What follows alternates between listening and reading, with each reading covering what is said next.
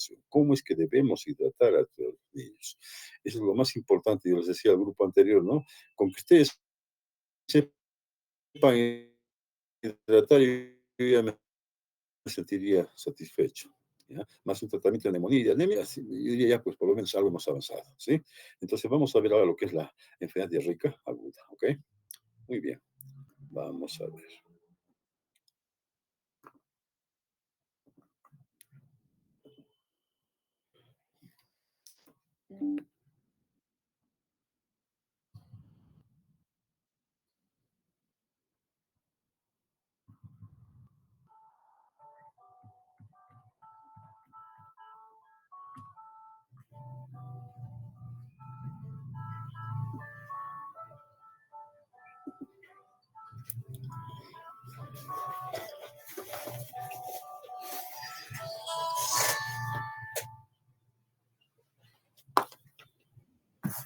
Bien,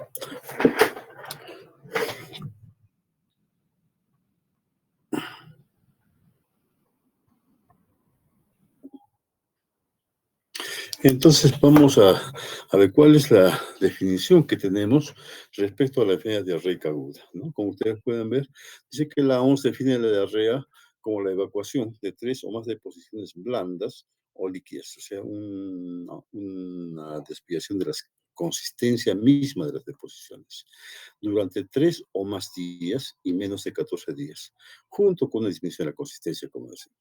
Esa es la definición que nos hace la OMS. La Academia Americana de Pediatría además dice que la gastroenteritis, como también la conocemos, la enfermedad diarreica aguda, eh, es una enfermedad de inicio rápido con o sin síntomas y signos adicionales como náuseas, vómitos, fiebre o dolor abdominal. ¿Ya? Entonces está bien claro. ¿Cuándo es diarrea? Cuando existen más de 3 deposiciones y con alteración de la consistencia. Son más blandas o bien son líquidas. Y que están acompañadas con otros signos adicionales como son las náuseas, los vómitos, la fiebre o el dolor abdominal. Bien, entonces, es la definición que tenemos actualmente de lo que es diarrea. ¿Por qué nos interesa conocer o saber en detalle lo que es la diarrea, ¿no? La enfermedad diarreica aguda? Porque juntamente con las iras son la principal causa de mortalidad, ¿no? Sobre todo en los niños menores de 5 años. Pero más importancia les damos entonces a los menores de 1 año, ¿ya? ¿Y por qué? ¿Cuál es la razón, no? Es que tanto la EDA como las iras o la desnutrición van a incidir profundamente en lo que es el crecimiento y el desarrollo del niño. ¿Ya? Hasta hace unos 20 años, dice, tú hasta hace 20 años, todos los casos de diarrea hospital tenían un manejo que les digo, era sui generis, ese manejo, ¿ya? ¿Por qué? Porque teníamos que un niño que estaba con diarrea inmediatamente entraba en dieta, o sea, no se les daba comida a los niñitos. ¿Se dan cuenta? ¿Ya? Entonces, lo que se llama el reposo intestinal, como ustedes pueden ver, ¿no? Y empleamos de forma indiscriminada pues, todo tipo de antibióticos, antidiarreicos, para el dolor abdominal, para los vómitos, etcétera, ¿no? Entonces, con los últimos estudios, los últimos estudios que se han hecho durante las décadas pasadas, ha cambiado totalmente el panorama, ¿ya? Respecto a lo que es la energía de recaudo. Tal como hemos visto entonces, los organismos internacionales dijeron, a ver, un gran problema de los niños es la diarrea. Entonces crearemos un programa de control de la enfermedad de diarreica aguda o el SEDA. ¿Listo? Ya, entonces, al igual que se hizo con la anemia, ¿no es cierto? O al igual como se tomó en cuenta el control de niños sanos, también se realizaron numerosas investigaciones. ¿Listo? Entonces ya se conocieron más sobre la etiología, la patogenia, la prevención, y más que todo el manejo, ¿no? ¿Cómo es que debemos manejar una enfermedad diarreica aguda con todas sus complicaciones? ¿A qué nos ha llevado esto, jóvenes, a la fecha? ¿No? En que los casos de EDA ya no son tan, que les digo, tan numerosos o en cantidad como antes. Y tampoco estamos viendo que haya complicaciones graves como la deshidratación. ¿Ya? Son muy pocos ya los niños que pueden morir por EDA en nuestros tiempos. Anteriormente no. Las diarreas entonces producían deshidrataciones severas, ¿no? Y como no había mucho acceso a los establecimientos de salud, no había la suficiente cantidad de profesionales, laboratorio, etcétera, había muchos niños que fallecían. Por eso es que decíamos entonces, eran las principales causas juntamente con las iras de morbilidad y de mortalidad. ¿Ya? Entonces, actualmente ya podemos entonces tomar, ya tenemos un conocimiento más amplio sobre lo que son las diarreas y cómo podemos manejarlas, tanto en el hogar como en el hospital, ¿no? Sobre todo, fundamentalmente, es en el hogar donde debemos entonces nosotros enfocar el manejo de las EDAs y sus complicaciones. Bien, ahora, ¿por qué el niño es más susceptible, ¿no?, a las enfermedades diarreicas? Por un mayor recambio intestinal diario de líquidos. ¿Sí? Mayor recambio intestinal diario. Por tanto, las pérdidas serán mayores cuando hay un proceso diarreico, ¿no es cierto? El líquido extracelular es mayor que el adulto, ¿no es cierto? Y además, dice que en el menor de un año y en desnutridos el agua representa pues el 70% del peso corporal. ¿Ya? Entonces, un niño que tiene deshidratación, lógicamente va a tener graves repercusiones en su estado general, ¿no? Como es un niño todavía pequeñito y sabemos que su sistema inmunológico está en desarrollo, entonces no tiene los suficientes anticuerpos protectores como ya tienen los niños mayores. Igualmente, los niños menores de un año tienen menos reservas calóricas. Estos niños, ¿no?, requieren entre 50 y 75 kilocalorías por kilo peso día. En cambio, el adulto solo precisa de 20 a 25 kilocalorías.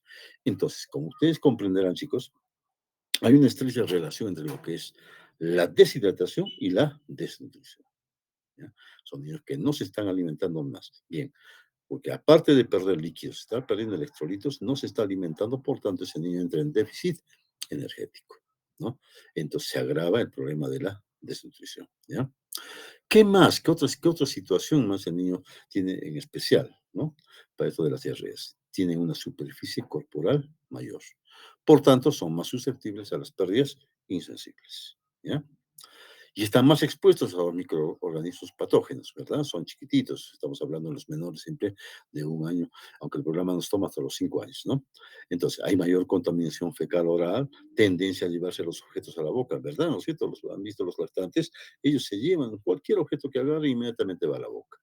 Pobres hábitos higiénicos, etcétera, relacionados entonces con las condiciones propias de la vivienda, de la familia, ¿ya? Entonces, es por esto que el niño es más susceptible a la enfermedad diarreica aguda y a sus complicaciones, ¿ok? Bien, ¿qué más? ¿Cómo clasificamos la enfermedad diarreica aguda? Tenemos tres parámetros, ¿no? Uno, el tiempo de enfermedad. Diremos que es aguda cuando dura menos de 14 días. Será persistente si se prolonga más de 14 días y será crónica cuando es mayor de 30 días. Nosotros nos vamos a enfocar mayormente en lo que es la diarrea aguda, ¿sí? Muy bien. Ahora, por la etiología puede ser infecciosa y no infecciosa. Infecciosa será, pues, entonces por virus, bacterias, hongos, parásitos, etc. ¿No? No infecciosa será, pues, inflamatoria, trastornos endocrinos, tumorales, medicamentosa o mala absorción. ¿Listo? Igual, entonces, en el presente tema nos vamos a enfocar más a la diarrea causada por gérmenes, ¿no?, enteropatógenos, ¿ya? Y por las características, ¿cómo serán? Será, pues, son de dos tipos, acuosa y disentérica. ¿Cuándo será acuosa? Cuando la deposición es sin moco, ¿no es cierto? Sin sangre. Simplemente es agua. Ejemplo, rotavirus, ¿no? Y disentérica cuando hay deposiciones con moco y sangre. Generalmente son bacterias o parásitos. ¿Listo? Entonces, es la clasificación actual que tenemos sobre las diarreas, ¿ya? Sin embargo, desde el punto de vista didáctico, podemos dividirlos entonces en síndromes clínicos, ¿ya? Entonces, tenemos tres síndromes clínicos bien diferenciados de acuerdo a las características de la diarrea. Muy bien. ¿Y por qué es importante estos síndromes? Cada uno de ellos refleja no solo la patogenia y el plan terapéutico, o sea, qué vamos a emplear, por ejemplo, en una cosa, qué vamos a emplear en una disentérica, sino que también nos dice cuál es el factor pronóstico de cada uno de ellos, ¿ya? Veamos entonces. El primer síndrome es la diarrea líquida acuosa o diarrea acuosa, también se le llama, ¿cierto? ¿Cuáles son las características de esta diarrea acuosa? Dura menos de 14 días. Las deposiciones son líquidas o semilíquidas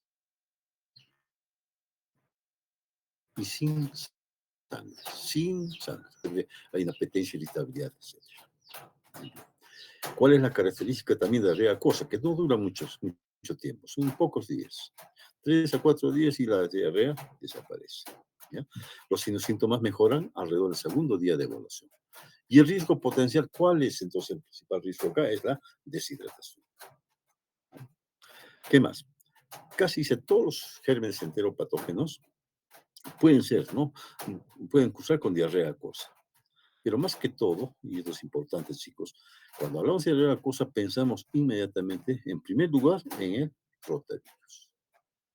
Luego la Escherichia coli enterotoxigénica, la Escherichia coli enteropatógena, el Cristomoridius y Salmonella.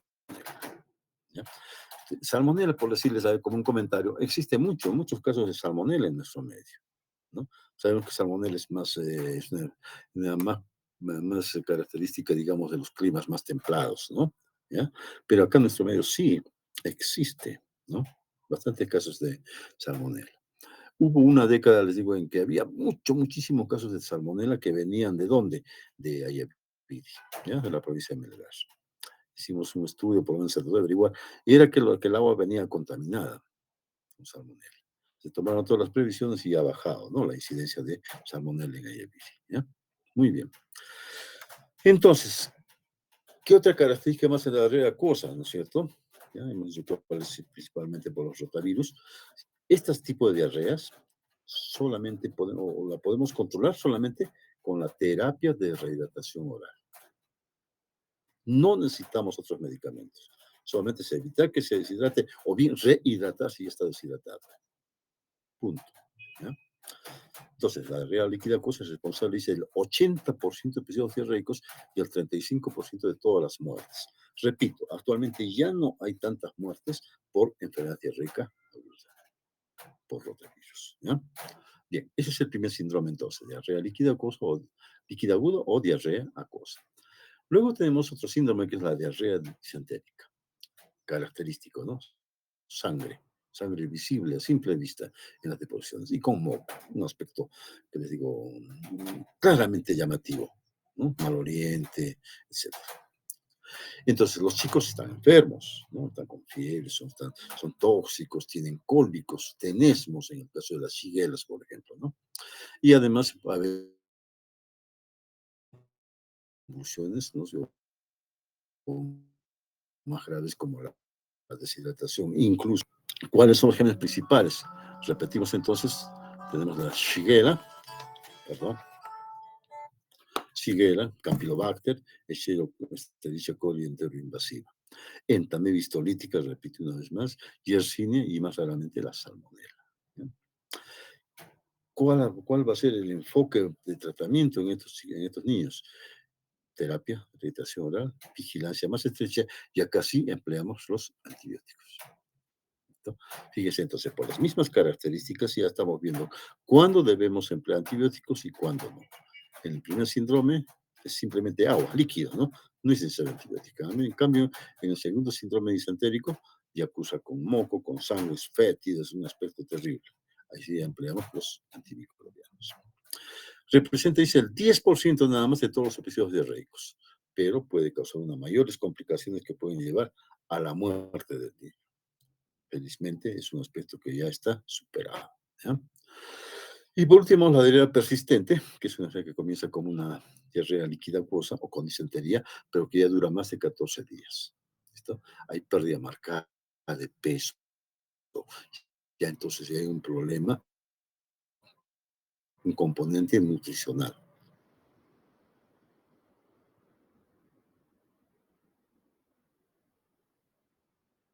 ¿Ya? Decía hace rato, ¿no?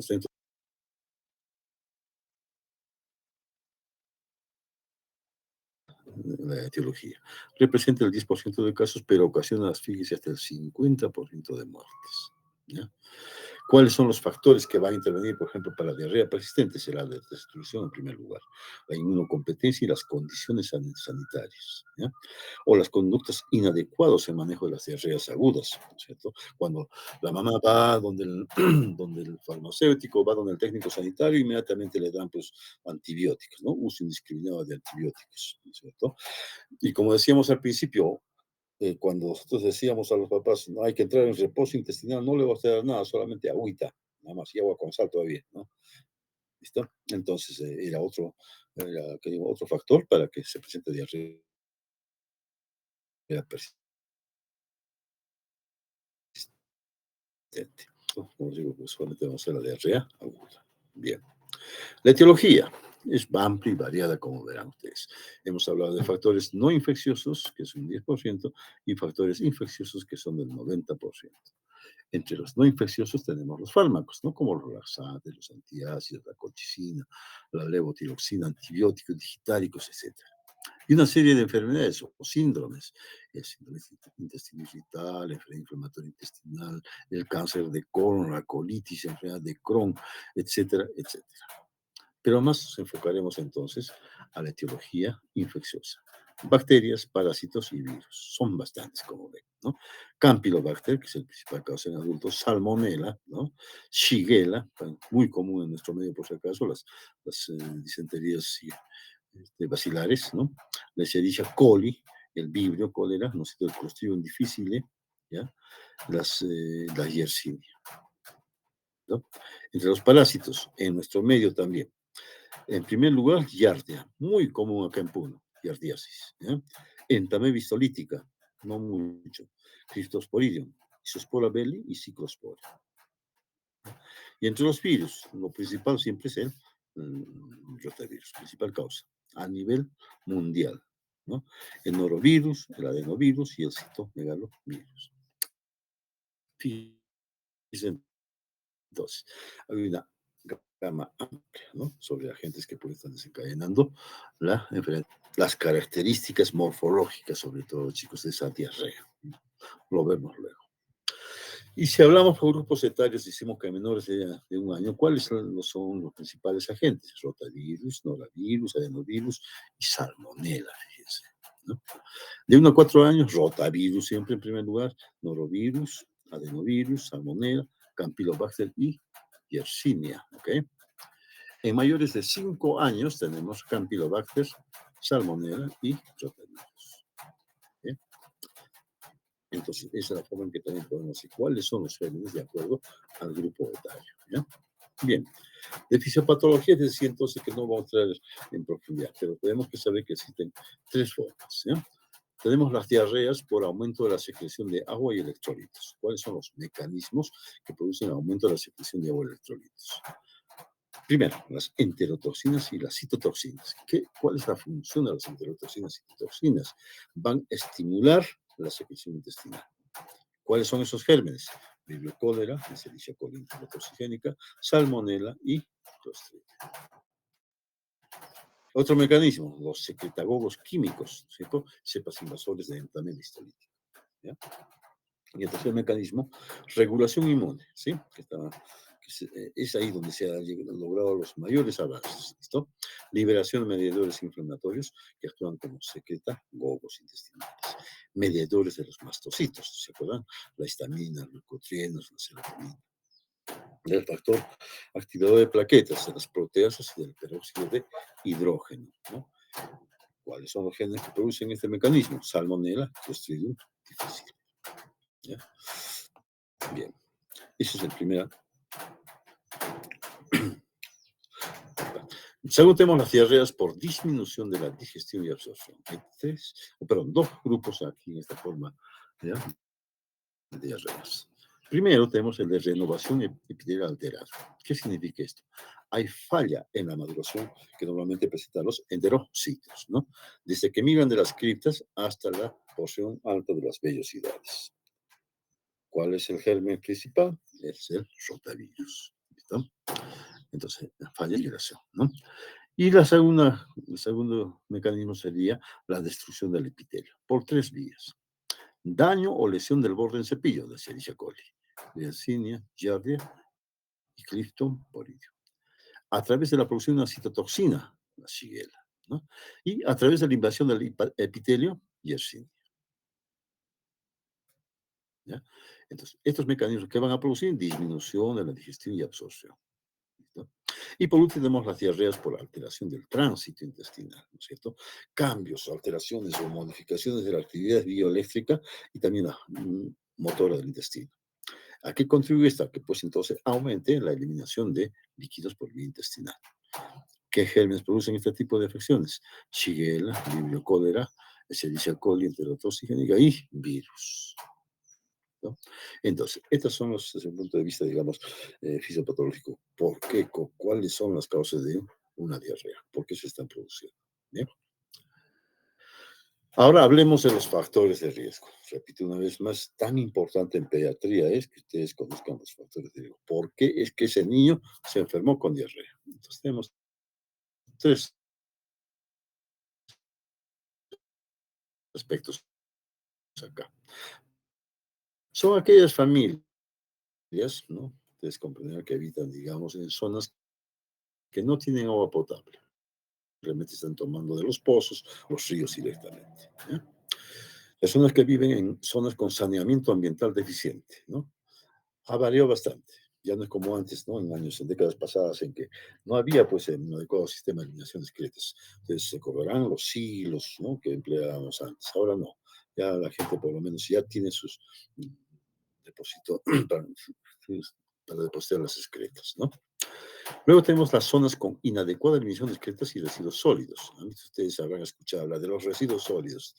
Todo el mundo habla ahora de eliminación de residuos sólidos, ¿no? ¿Ya? Hay instituciones públicas que no tengan un adecuado sistema de residuos sólidos, son multados.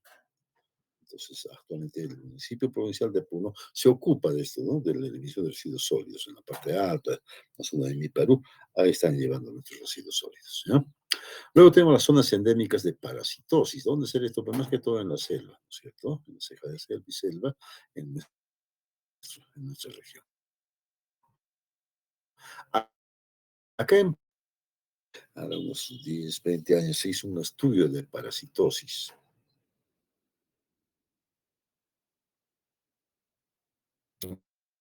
70% en la población que estaba a orillas de la población que vivía en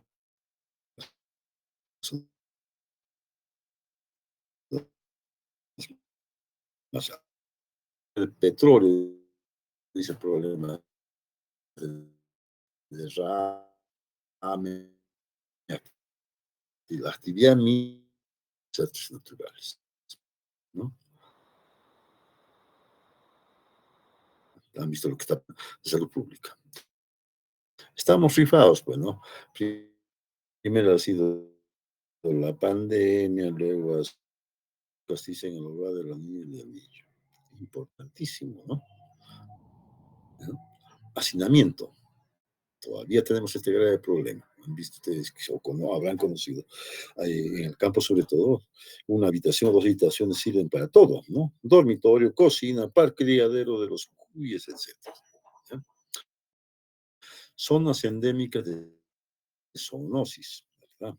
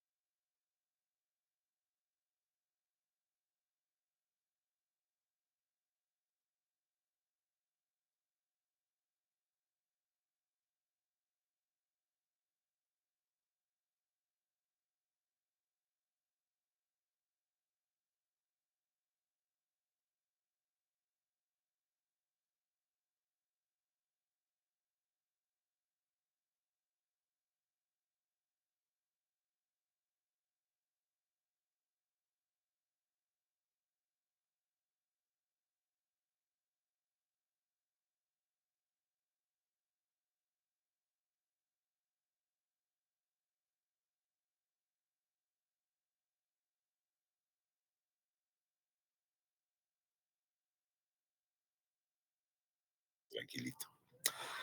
La-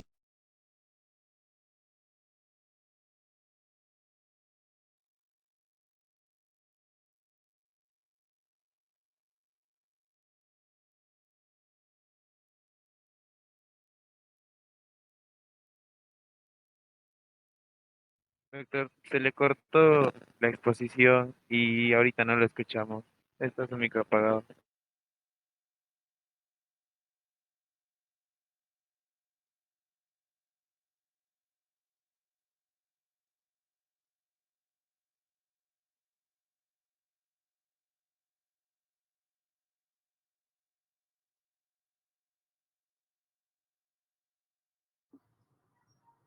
¿Ahora me escucha?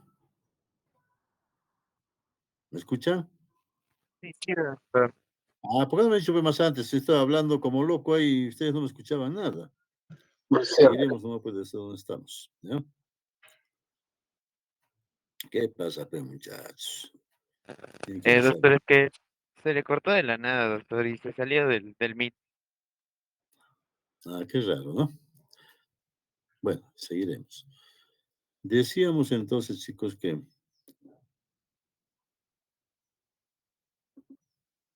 me avisan por favor si que hay algún problema, ¿ya? Hemos estado hablando entonces de los factores de riesgo, ¿no es cierto? Hemos dicho primero los factores medioambientes sociales, ¿no? Las familias que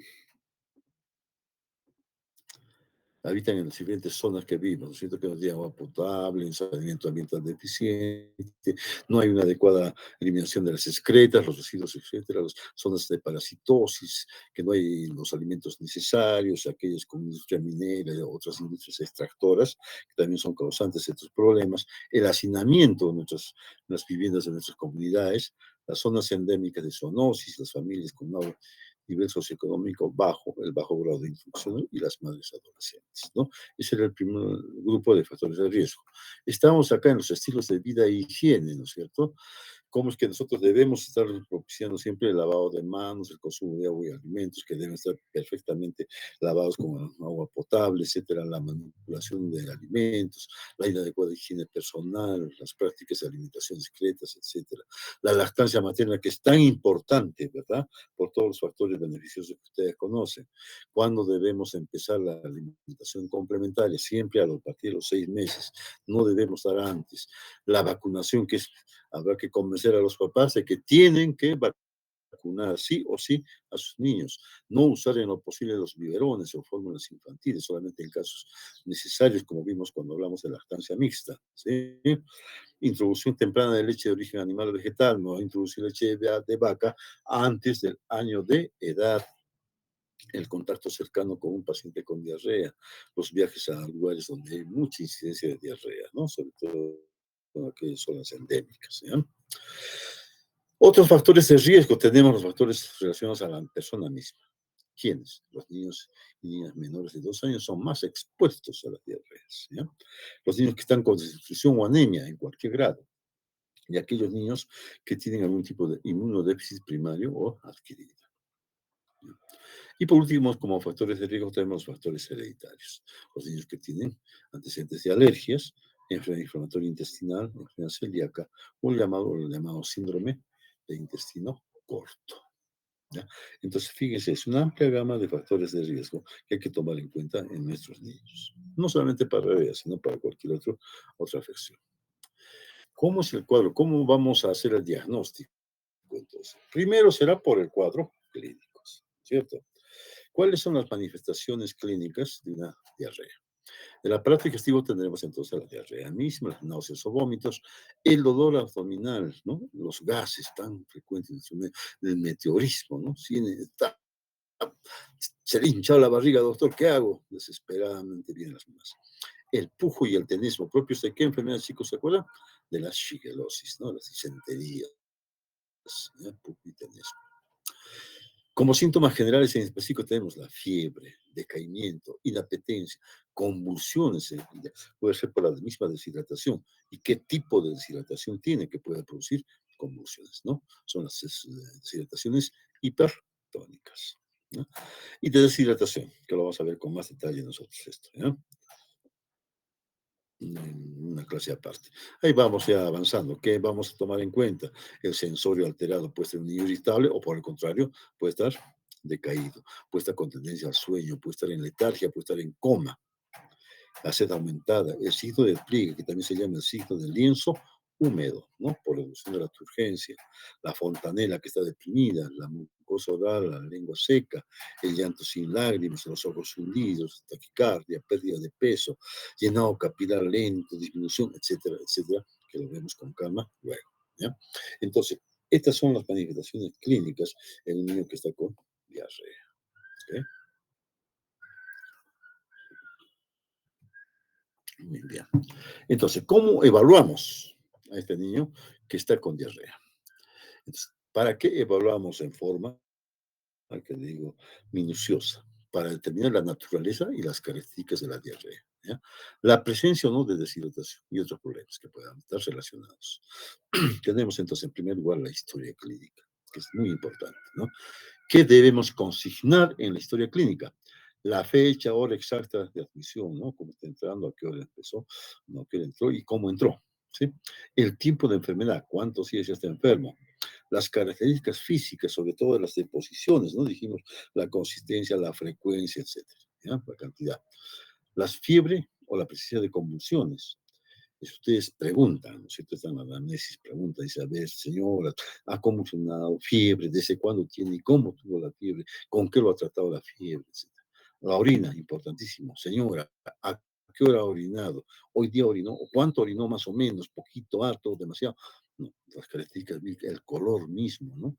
Los líquidos que le dieron la mamá desde el momento que empezó la diarrea hasta que lo lleva a consulta, ¿listo? De la enfermedad, el tipo, la cantidad de líquidos que le han dado realmente nuestro medio, ¿qué les da? Matecito, ¿no? La terapia medicamentosa, dice, ¿no? ¿Qué medicamento se le ha dado? Bueno, que la mamá va directamente a la farmacia y ya le dan el Bactrim, por decir, ¿cierto? ¿No? La automedicación, qué antidiarreicos, qué le han dado para el dolor, etcétera. ¿Listo? Y los antecedentes epidemiológicos. Señora, ¿dónde vive usted? ¿Cómo es su casa? ¿Tiene luz? ¿Tiene agua? ¿Tiene agua? ¿Cómo elimina sus excretas? Etcétera. Ya. Ahí no voy a incidir mucho porque ustedes ya son tromes en esto, ¿no es cierto? Historia clínica. La segunda parte será el examen del paciente, un examen físico completo, ¿ya? ¿Qué vamos en qué vamos a incidir cuando hacemos el examen del paciente? En los signos de deshidratación, ¿ya? ¿Cuáles son esos signos que ya lo vamos a ver luego? ¿Listo? Muy bien, entonces esa es la manera que estamos evaluando. Entonces, primero, la parte de el aspecto clínico, ¿no es cierto? La historia y el examen físico del paciente.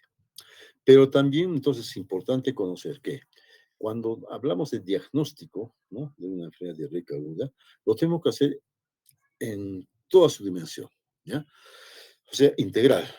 Es decir, un diagnóstico etiológico, un diagnóstico fisiopatológico y un diagnóstico nosológico. ¿Listo?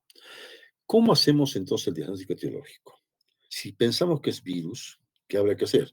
La serie de exámenes que ustedes ya conocen, microscopía electrónica, inmunofluorescencia, cultivo podría ser, antígeno viral, fijación de complemento, contrainmunoelectroforesis, radioinmunoensayo, ELISA, los anticuerpos específicos, etc.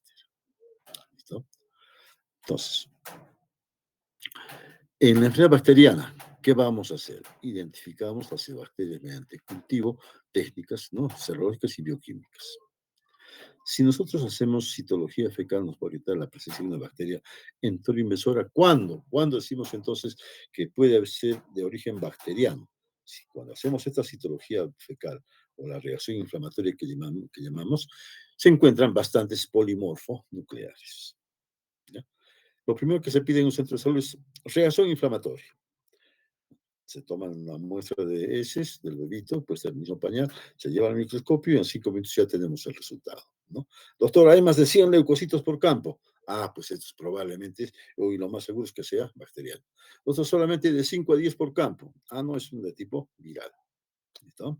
Ya. Podemos hacer también el hemograma, ¿no? La biometría hemática. Ah, si es bacteriana, será por leucocitos y con neutrofilia, leucopenia, con desvío izquierdo. ¿Ya? Entonces estamos haciendo el diagnóstico etiológico. En los parásitos, ¿qué haremos? Entameba histolítica. ¿Cómo identificamos entameba? examen directo por contraste de la materia fecal, los anticuerpos específicos, reacciones que de contenido, electroforesis, de floculación, inhibición de melanocortina y la fluorescencia. La biometría, entonces, hemos dicho que puede ser leucocitos, neutrofilia, sobre todo en los más bebitos. En niños mayores dijimos leucopenia, ¿no? En los más bebitos no va a encontrar leucopenia, va a encontrar leucocitosis y neutrofilia en los primeros días. Giardia lamblia, hemos dicho que es un género muy común en nuestro medio. El cuerpo parasitoscópico, método de concentración y en fresco. Examen en fresco se llama, jóvenes, ustedes piden. ¿Ya? Ahí se ve claramente dibujado como la característica morfológica de Giardia lamblia. Ustedes lo han visto, ¿no es cierto? Es como una pera con bastantes ramificaciones. ¿Ya? ¿Dónde hacemos este estudio? En el estudio del líquido duodenal y biopsia duodenal. Listo. Por hongos, ¿qué hay que hacer? Examen directo, cultivo sobre todo, ¿no? Cultivo e inoculación en animales. Sin embargo, muchachos, ¿ya? ¿Es necesario hacer todo esto que hemos visto? No. ¿Ya? Solamente nos sirve para, ya pues, tener, ¿qué les digo? A ver, la idea, ¿cuál había sido el germen que produjo la diarrea? ¿Listo? O sea, trabajos de investigación. En Puno se han presentado casos por bacterias, por parásitos, etcétera, ¿no? Pero para nosotros, desde el punto de vista práctico, no es necesario. ¿Ya? Tiene valor, risa en brotes o epidemias, infecciones intrahospitalarias, trabajos de investigación. Rutinariamente no hacemos este diagnóstico etiológico. Luego tenemos el diagnóstico fisiopatológico y nosológico, ¿sí? Entonces, para la deshidratación, ¿qué haremos? Habrá que determinar el pH, CO2, sodio, potasio, etcétera, ¿no? Para insuficiencia renal, exámenes, ¿no? De urea, creatinina, densidad urinaria, molalidad, fracción afectada de sodio. Para diseminación séptica, cultivo, mielocultivo, cultivo del líquido cefalorraquídeo, etcétera. Estamos hablando ya entonces de un niño que está en el hospital, que ha sido referido a un hospital. ¿Por qué? Porque estaba complicado el cuadro, ¿no? Entonces ahí hacemos todos los exámenes ya de especialidad, ¿ya? Radiología de abdomen, claro que sí. Digamos que sea una intussuscepción, ¿no es cierto? ¿Ya? Una investigación intestinal o una enterocolitis, etcétera. Entonces, repito, para el manejo correcto de la mayoría de casos de EDA, no se requiere de ayudas paraclínicas en forma rutinaria. ¿Ya? Y eso, por favor, métanse en la cabeza, jóvenes. Está con diarrea, no le pidan pues todos los exámenes, el haga, todo le piden, todo, no pueden, no es así. ¿Ya? Sabemos por qué. La mayoría de casos se debe a infecciones virales, hemos dicho ya, el 80%, o bacterianas, pero autolimitadas. 3, 4 días suficiente y ya se mejora el niñito. Haremos eso si persiste esas diarreas, persiste la deshidratación, ahí haremos todos estos diagnósticos que estamos viendo. ¿Listo? En lo posible, chicos, ustedes hagan su diagnóstico por las características mismas de la deposición, ¿no es cierto? ¿Cómo está cursando la enfermedad? ¿Qué medicamentos ha empleado? Etcétera. ¿No? No tanto, no se acostumbren, todo es laboratorio para ustedes en esto, para los chicos que están haciendo internado, por decir, ¿no? Todo piden, todo, y no es así. Muy bien. ¿Cuándo debemos tomar electrolitos séricos, no? Urea, creatinina y bicarbonato. Cuando hay una deshidratación grave, con compromiso circulatorio. Cuando hay deshidratación moderada con sospecha de hipernatremia, es un niño que está irritable, nerviosismo, decimos, ¿no? Le molesta todo, ¿ya? Con aumento del tono muscular, con hiperreflexia, con convulsiones, somnolencia o coma. Eso es la hipernatremia, ¿ya? Niños con deshidratación moderada, dice, con antecedentes de físicos incompatibles con un episodio común y corriente de diarrea, ¿ya? Está deshidratado de forma moderada, pero no, pues no justifica que esté así, ¿no? Porque es una diarrea simple, aparentemente. Entonces ya hacemos electrolitos, ¿ya? Niños con deshidratación moderada con diagnóstico poco claro u otros factores de comorbilidad, ¿no? Niños con deshidratación clínica sin shock, pero que requieran rehidratación endovenosa o por gastroclisis. Vamos a ver eso. Cuando hablemos de deshidratación, ¿cómo es que cuando en una acción moderada, cuando pasamos a un plan C, ¿no? Una hidratación endovenosa, sin estar completamente deshidratado, condición severa, solamente condición moderada? ¿Por qué es que pasamos a plan C? ¿No? Muy bien. Y además, Debe considerarse, fíjense chicos, considerarse, ¿eh? Estamos hablando, no hacerse, considerarse, realizar investigación microbiológica de las heces, ¿cuándo? Si el niño ha estado en un extranjero o en una zona endémica. ¿Ya? Si la diarrea no mejora, sigue así la diarrea chiquito, empezamos a investigar cultivos, ¿sí? O cuando hay incertidumbre en el diagnóstico, no sabemos exactamente qué está pasando, cuál es el germen que no permite a ese niño recuperarse rápidamente. Ahí consideramos. Pero debemos hacer la investigación cuando, si sospechamos ya de sepsis, ¿no? Infección generalizada. Si hay moco, sangre en las evacuaciones y si el niño está inmunocomprometido. Ahí sí. Cultivo, inmediatamente, cultivo y antibiograma. ¿Listo? Muy bien. Hablemos del diagnóstico diferencial. ¿No? ¿Cuáles son las características clínicas, ¿no? Que nos deben hacer sospechar, ¿no? Que hay otras causas diferentes a la causa infecciosa que hemos visto. ¿Ya? Tenemos entonces un niño que viene con dolor abdominal, con hipersensibilidad o con o sin defensa, rebote. ¿Qué enfermedad es esta? Apendicitis, ¿no es cierto? ¿Ya? O niños aquellos que vienen con palidez, ictericia, oligoanuria, diarrea sanguinolenta, ¿no? Puede ser una invaginación intestinal, dijimos, ¿no es cierto? O puede ser que tenga algún otro problema grave de riñones, ¿ya? Ya vamos pensando en eso. Y sistemáticamente, ese niño está mal, ¿no? Se le ve mal, que no guarda relación con el grado de deshidratación. Un niño que está con deshidratación leve o moderada, pero se le nota mal, pues, ¿no? Entonces, séptico. Y un niño que está con shock, ¿ya? Entonces, es ahí, en estos procesos, con estas características clínicas, que debemos pensar que no es simplemente una diarrea infecciosa, ¿ya? ¿Y cuáles son los indicadores para este diagnóstico de diferentes gastroenteritis? La fiebre, ¿no? Temperatura mayor de 38 grados en niños menores de 3 meses o temperatura mayor de 39 en niños mayores de 3 meses de edad. Alerta entonces, ¿no? Si está con bastante fiebre, oye, no será esto el principio de una meningitis, o será el principio de una sepsis, o será una enfermedad grave, una neumonía, ¿no? Alerta, ¿ya? O un niño que esté con disnea o taquipnea, ¿no? Igual, neumonía creo que es esto, ¿ah? Y está con diarrea, porque cursan, ¿no es cierto? Las enfermedades respiratorias también cursan con diarrea, ¿ya? Cuando estado de conciencia alterado, ¿ya? Cuando es rigidez de nuca, ¿qué es esto? Meningitis, ¿verdad? O fontanela bombada en lactantes, igual. Más que todos estos tres últimos puntos están referidos a una meningoencefalitis o meningitis. Por eso, chicos, cuando hablemos de síndrome febril en la última parte de urgencias, en pediatría, vamos a hablar exactamente de eso. El síndrome febril. ¿Cómo es que es una fiebre banal, simple, o una fiebre ya que puede ser el preludio de una enfermedad grave, grave, grave? Meningitis, por decirlo así.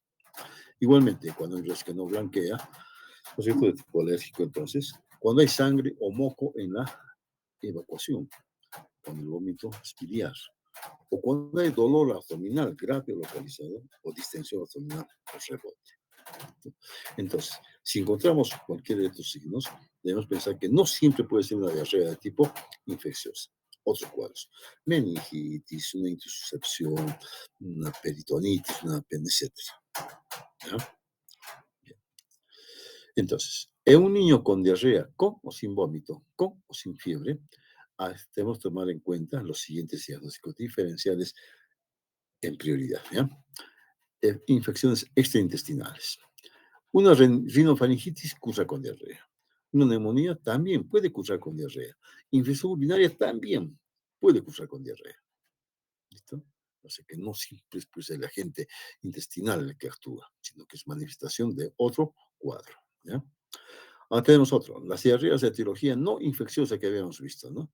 La colitis ulcerativa, las alergias de tipo endócrino, medicamentosa, etcétera. Muy bien. O puede ser manifestación de una intussuscepción, dijimos, de invaginación intestinal o de una obstrucción intestinal también. En las primeras etapas, ¿no? Entonces, siempre debemos pensar que no siempre la diarrea es propia del aparato digestivo, sino que puede ser manifestación extra digestiva. ¿Ok? ¿Cuál es la principal causa en nuestro medio? Las infecciones urinarias, ¿no? Es un niño que está con diarrea y no mejora, caramba, pero sí que ya le he dado medicamentos, me dice que, y nada, sigue. y no será una infección urinaria. Inmediatamente piensen ustedes, chicos. ¿Ya? Entonces, que digo, a ver, ya a partir de ahora diga, no mejor este niño, puede ser una infección urinaria, ¿no? Entonces vamos a ser entonces en síndrome febril también, ¿ya? Perfecto. Y por último vemos hoy día lo que son las complicaciones. ¿Cuáles son las complicaciones de la enfermedad diarreica? Lo primero es la deshidratación, ¿no? Que la más importante y la principal, era la principal causa de muerte, de hospitalización también. Ya no hay muchos casos que hospitalizamos, les cuento.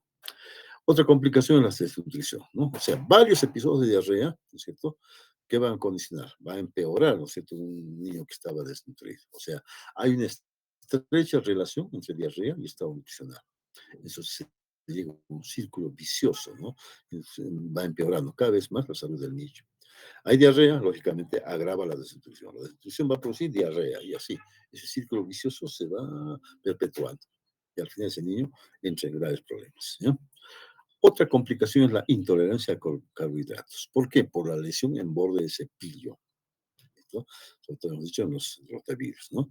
Disminuye la producción de hidralasas, o sea, de la lactasa, ¿no? Por eso que antes había, pues, diarrea, inmediatamente una leche sin lactosa, ¿no? No es así. Entonces, ¿qué es lo que pasa entonces cuando hay esta intolerancia? No se absorben los carbohidratos en la luz intestinal, la lactosa, ¿no es cierto? Al no absorberse, aumenta ¿qué? La carga osmótica, entonces, y eso que atrae más agua hacia la luz, ¿no es cierto? ¿Ya? Entonces, es otra complicación. ¿Cómo se traduce esta intolerancia a carbohidratos? Diarrea aguda, ruidosa y abundante. Una intolerancia de tipo parcial y transitoria, mientras dure el proceso, después se normaliza, ¿ya? ¿Cuándo se normaliza? Luego de en unos 3 días, nada más. ¿Qué hacemos? ¿Cuál sería el manejo? En este caso ya anticipándonos, fraccionar la ingesta de leche, pero sin necesidad de diluirla, ¿no? Entonces, no le damos ya el mismo volumen, sino disminuimos el volumen y le damos espaciadamente, ¿listo? En casos severos, otro punto que no contenga lactosa, ya les digo, ¿no? Las leches maternizadas. ¿Me están escuchando? ¿Sí? Y tan solo Sí, por unos 5 doctor. o 7 días. Ya. Por último, tenemos la intolerancia a glucosa, que es mucho más complicado, ¿no? Es un incremento dramático de las deposiciones, sobre todo cuando damos suero oral. Ustedes saben que las sales tienen glucosa, ¿no? Y otras complicaciones que ya lo van a ver ustedes ya con más detalle son las alteraciones del ácido ácido, acidosis, ¿no? Alcalosis, ¿no? El ácido hemolítico, iatrogenia, etc. Ya, estas son, chicos, las principales complicaciones que tenemos en las vías de Reca. Bien, hasta aquí llegamos, la primera parte. Son 3 partes y bastante amplios este tema, ¿ya? Muy bien. ¿Alguna pregunta, jóvenes? Doctor, disculpe. Mis compañeros, doctor, me dijeron que no se me escuchó cuando usted hizo el paso de lista, doctor. No sé si me puede considerar.